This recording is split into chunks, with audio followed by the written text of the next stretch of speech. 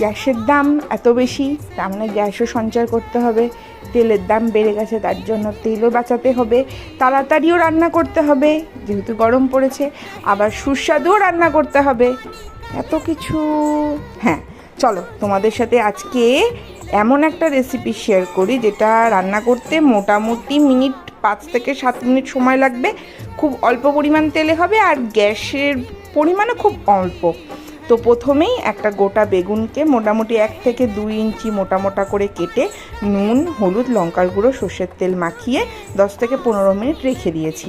এইবার কড়াই গরম করে সর্ষের তেল দিয়ে, দেখতেই পাচ্ছ আমি 1 চামচ থেকে 1.5 চামচ সর্ষের তেল দিলাম, দিয়ে বেগুনগুলোকে উল্টে পাল্টে ভেজে নেব। একদম ডিপ ফ্রাই করার দরকার নেই, তোমরা ইন্ডাকশানে করলে সেটা বা গ্যাসে করলে স্যালো ফ্রাই করতে পারবে, কিন্তু খুব বেশি পুড়িয়ে পুড়িয়ে ভাজবে না, এই রকম থাকাকালীন বেগুনগুলোকে নামিয়ে নেবে।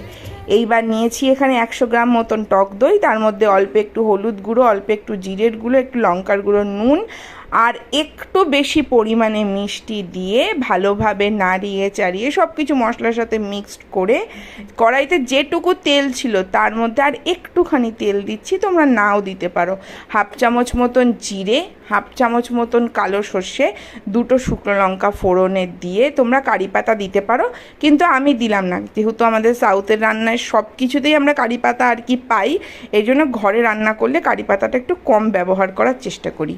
তো ভালোভাবে নাড়িয়ে চাড়িয়ে দইটাকে দিয়ে ভালোভাবে কিন্তু মিশিয়ে নিচ্ছি। দই দেওয়ার সময় কিন্তু অবশ্যই গ্যাসের ফ্লেমটাকে লোতে রাখবে। 2টো কাঁচা লঙ্কা দিয়ে দিলাম আর ভেজে রাখা বেগুনগুলোকে দিয়ে দিলেই রেডি দই বেগুন।